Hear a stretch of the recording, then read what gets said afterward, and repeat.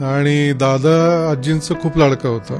जसं मला आठवतं, जसं जेव्हा साहेब पहिल्यांदा मंत्री झाले 72 साली, तर ते आल्यावर सुद्धा आजींचा लाडका असल्यामुळे त्यांचं स्वागत हे दादांनी केलं होतं. त्याला क्रिकेटचा खूपच नाद होता. तो मुंबईला सामने बघायला पण फार अगदी लहान असल्यापासून जायचा. त्याला गाण्यांची भयंकर आवड होती. काटेवाडी परिसरात कुठेही आजूबाजूला साप वगैरे काय निघाला तर त्याला बोलून घ्यायची की दादा साप निघाला. शेतकऱ्यांच्या इथं साप निघतो. आईचा तो सगळ्यात लाडका मुलगा होता. गेला हे मान्य करायलाच अजून मन तयार नाही. सारखा बिझी असल्यामुळे असं वाटतं अजून पण येईल, फोन येईल, गेला असेल कुठंतरी. दादाची ती एक हे होती, तो विचारायचा आईला भेटायचा आणि म्हणायचं माझं काय चुकलं का. तर आई म्हणायची असं का म्हणतो तू. तर नाही मग तू काय म्हणते की आता बास झालं, आता मला जगावंसं वाटत नाही. आता ते तो जे आईला सांगायचं त्याच्या उलट तो करून गेला. त्याला आपण काय करू पण शकत नाही. नाही, लहानपणी तशी आमची एकत्र फॅमिली होती. आम्ही शिकायला बारामतीला होतो. आई वडील काटेवाडीला असायचे आणि आमच्या मोठ्या काकीच्याकडे आम्ही राहायचो. आजी आजोबा आणि मोठ्या काकी. तसं साहेब येऊन जाऊन असायचे कारण मुंबईला ते राहायचे. आणि आम्ही सगळे बहीणभाऊ म्हणजे आम्ही चौघं आणि रजू अक्का अशी आम्ही बारामतीला राहायचो शिक्षणासाठी.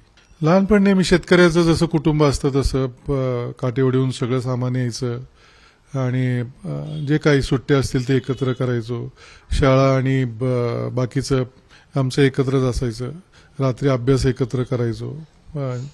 फार काही शेतकऱ्याचे कुटुंब जसं असतं तसं त्यापेक्षा वेगळं काही नव्हतं. शिस्तीच्या बाबतीत म्हणाल तर आमच्या आजी खूप कडक होत्या. त्यांना शिस्तीच्या होत्या, कोल्हापूरच्या होत्या. त्याच्यामुळं शिस्त भयंकर होती. त्याच्यात पण आमच्या खोड्या चालायच्या.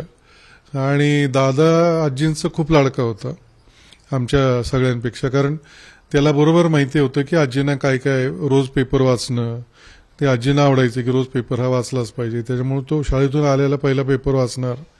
म्हणजे तो आजींचा त्याच्यामुळं लाडका होता. आणि शिस्त आम्ही काही पूर्वी खरं म्हणजे सगळ्याच कुटुंबांमध्ये शिस्त ही खूप महत्वाची होती. आणि जसं मला आठवतं, जसं जेव्हा साहेब पहिल्यांदा मंत्री झाले 72 साली, तर ते आल्यावर सुद्धा आजींचा लाडका असल्यामुळे त्यांचं स्वागत हे दादांनी केलं होतं हार घालून. म्हणजे तेव्हा सुद्धा आम्ही सगळे बाजूला उभे होतो आणि ते जेव्हा आमच्या घरी आले बारामतीच्या बंगल्यावर तर दादांनी त्यांचं स्वागत केलं. त्यामुळे त्याला ते नेहमी आजी त्याला पुढं करायचे आहे कुठल्याही अशा बाबतीमध्ये. मग मला असं वाटत नाही, पण तो त्याला आवडतं पहिल्यापासूनच होती. ह्याच्यामध्ये लोकांमध्ये जायची, काम करायची. आणि तो सारखा आजी आजोबा किंवा मोठ्यांच्या बरोबरीनं असायचा. आम्ही थोडे मागं असायचो कारण आम्ही घाबरायचो. पण तो नेहमी जर जुने आमच्या घरातले फोटो जरी तुम्ही बघितले त्याच्यामध्ये आम्ही कोणी नाही पण तुम्हाला दादा नक्की दिसणार त्या फोटोमध्ये. किंवा घरातली काही खरेदी करायची असेल तर त्याला लहानपणी अगदी शाळेत असल्यापासून तो खरेदीला तो जायचा. माझ्यासाठी त्याच्यासाठी कपडे तोच आणणार किंवा घरातले व्हेज नॉनव्हेज जे काय आणायचं त्याला आजी लहानपणापासून पाठवायच्या. म्हणजे त्याच्यावर जबाबदारी नेहमी अशी छोटे छोटे जबाबदारी खूप टाकलेल्या असायच्या. नाही दादा खोड्या खूप करायचा आणि सगळ्यांचाच. म्हणजे मोठ्या बहिणीच्या नाही पण माझी त्याची धाकटी म्हणजे माझ्यापेक्षा मोठी आहे. आमच्या दोघांच्या तो खोड्या भरपूर करायचा त्याला. आणि ते म्हणजे उदाहरणार्थ काय आमची खोडी केलं आम्ही रडायला लागलो किंवा माझ्या आईला घेऊन बागेतच जाईल निघून, फळं दाखव अमुक तमुक, तर आम्ही रडून रडून कंटाळल्यावर आईला आत घेऊन येईल. म्हणजे तसल्या गोष्टी तो खूप करायचा. त्याला पतंगाची खूप आवड होती. क्रिकेटमध्ये तो चांगला होता. म्हणजे जे काही खेळेल त्याच्यामध्ये त्याला नेहमी आमच्या क्रिकेटचे जे गल्लीतलं क्रिकेट म्हणतो त्याच्यामध्ये त्या काळात त्याला वडिलांनी चांगली बॅट आणली होती. नंतर त्याला क्रिकेटचा खूपच नाद होता. तो मुंबईला सामने बघायला पण फार अगदी लहान असल्यापासून जायचा. फुटबॉलच्या टीममध्ये होता आमच्या हायस्कूलच्या. पण त्याला स्पोर्ट्सची आवड होती. पतंग उडवायला भयंकर आवडायचं. स्वतः मांजा बनवणार, स्वतः वर जाऊन गच्चीवर पतंग उडवणार. तर त्या गोष्टी त्याच्यामध्ये होत्या. नाही, भांडणं व्हायचे नाही कारण तो मोठा भाऊ असल्यामुळं आम्हाला मार बसेल म्हणून आम्ही काही त्याच्याशी भांडायचो नाही. कारण तो म्हणजे त्याच्याशी कसं भांडलो तरी तो बदलून काढेल म्हणून आम्ही त्याच्याशी फार काही भांडणं. तो जास्त करून मित्रांमध्ये बाहेर खेळत असायचा. त्यामुळं भांडण त्यांनी काही खोडी काढली तरी आमचं काही चालायचं नाही कारण आजी नेहमी त्याच्याच बाजूने असायच्या. नाही, वयोमानानुसार बदलला असं मी म्हणणार नाही. तो आमच्या खूप जवळ होता. म्हणजे बहीण भाऊ असले की तो खुश असायचा, अगदी मनमोकळ्या गप्पा मारायच्या. मग गाण्याच्या भेंड्या, त्याला गाण्यांची भयंकर आवड होती त्याला. म्हणजे किशोर कुमार, आशा भोसले त्याचे अतिशय आवडते कलाकार होते. त्यामुळं बहीण भावांमध्ये असला की तो रमून जायचा. मग त्याला काही हे नसायचं, मोकळेपणाने अगदी गप्पा मारायचा. आणि मला काही लहानपणी आता असं फार काही फरक वाटत नाही. म्हणजे लोकांमध्ये तो वेगळा असायचा, अलिप्त असायचा, आमच्याशी जास्त ओळख दाखवणार नाही असं. पण एकटा असलं की आमच्यामध्ये तो रमायचा. मला असं वाटतं तो घाबरणं म्हणण्यापेक्षा मोठ्या काकी आणि आजी या दोघां, पण मोठ्या काकींचा पण तोच लाडका होता आमच्यापेक्षा.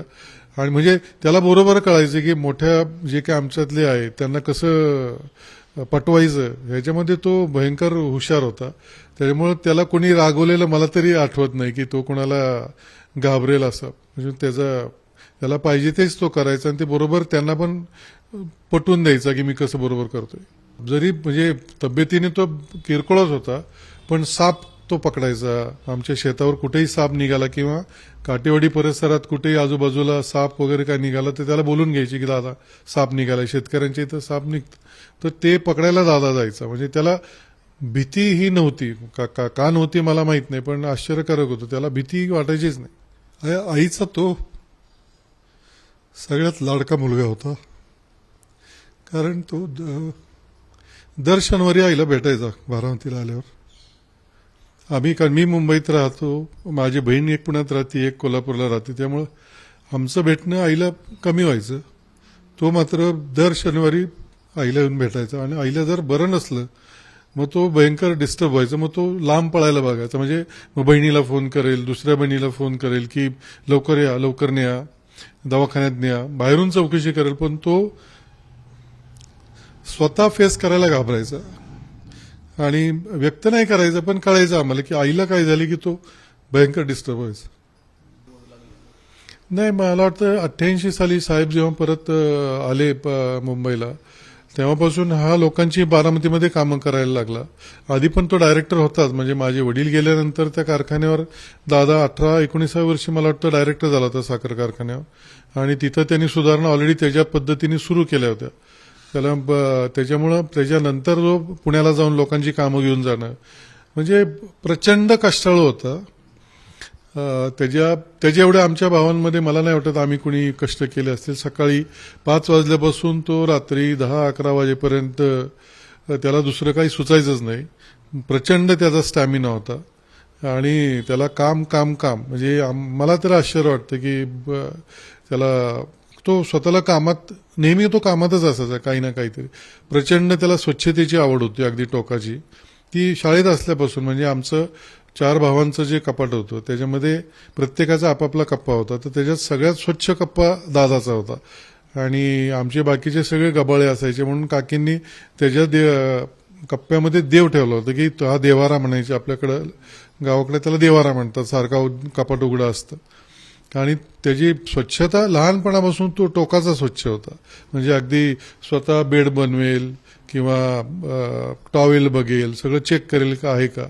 त्याला प्रचंड स्वच्छतेची आवड होती आमच्या घरामध्ये. नाही, ते एक तर वडील लवकर गेले. तो 18 वर्षाचा होता आणि मी 14 वर्षाचा होतो. मला असं वाटतं तेव्हा त्याला त्या जबाबदारीची जाणीव झाली की आपण आता घर चालवायचं अख्खं, आणि त्याच्याच अंगावर आमची सगळ्यांची जबाबदारी होती. त्याच्यामुळे त्यांनी त्याच्या आयुष्यात कधी कुठल्याही गोष्टीला हात लावला नाही. म्हणजे आणि त्याच्यामुळं म्हणजे आम्हाला पण ती सवय लागली. कारण मोठा भाऊ जर एवढा शिस्तीचा आहे तर त्याच्यामुळं आम्ही पण तेच पुढं हे केलं. आणि त्याच्या डोक्यात सुद्धा कधी आलं नाही की कधी म्हणजे मला पान सुद्धा दादानी खाल्लेलं कधी आठवत नाही. एवढा तो निर्व्यसनी होता. त्याला काही आणि त्याला त्याची चीड होती. काय पहिल्यापासूनच त्याला त्या गोष्टीची चीड होती. आम्ही सगळे बहीण भाऊ फिरायला जायचो. कुठं परदेशात 4 दिवस गेलो तेव्हा तो मजेत असायचा. अगदी शॉपिंग करेल, पण भयंकर जपून पैसे वापरणारा तो. म्हणजे आश्चर्यकारक होता की पैसे नाही वापरायचे, वाया नाही घालवायचे. म्हणजे मला आठवतं एकदा आम्ही परदेशात गेलो तर मी त्याच्या रूममध्ये गेलो, तर ते रूम स्वच्छ करायला जे काही येतात हॉटेलमध्ये त्यांच्यासाठी 1% सुद्धा दादा काम ठेवायचं नाही. त्याचं बेड स्वतः बनवलेलं असायचं, टॉवेल स्वतः ठेवलेलं असायचं. म्हणजे ते येऊन आश्चर्य करत असतील की इथं कोणी राहतंय का नाही, एवढं त्याचं सगळं स्वच्छ असायचं. शेवटची भेट मला वाटतं युगेनच्या लग्नाच्या आधी वगैरे झाली असेल. आमचं भेटणं कमी, कारण तो फार बिझी असायचा, पण फोनवर कधीतरी बोलायचा, कधी फोन करायचा.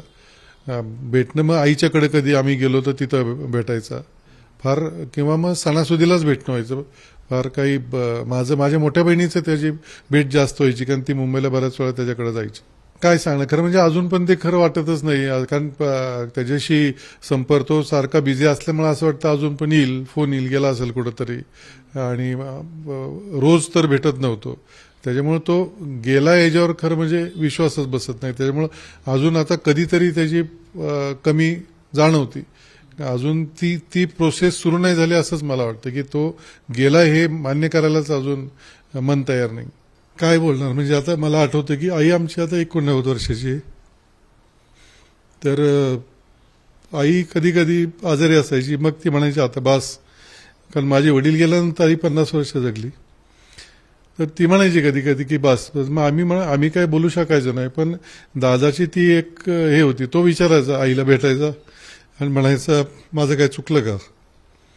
तर आई म्हणायची असं का म्हणतो तू, तर नाही मग तू काय म्हणते की आता बास झालं, आता मला जगावंसं वाटत नाही. मग ती म्हणायची नाही ना, आता मी मुलांचे लग्न बघते. म्हणजे तोच आईला पटू शकायचा. आणि आता तो जे आईला सांगायचं त्याच्या उलट तो करून गेला, तर त्याला आपण काय करू पण शकत नाही. तर काय त्याला सांगणं, काय म्हणणार. म्हणजे जो आईला म्हणायचं की तू असं का म्हणती की आता बास झाला, आता बास झाला, आणि त्यानं स्वतःचं आवरून निघून गेला, हे म्हणजे काय, याच्या पुढे मी काय बोलू शकत.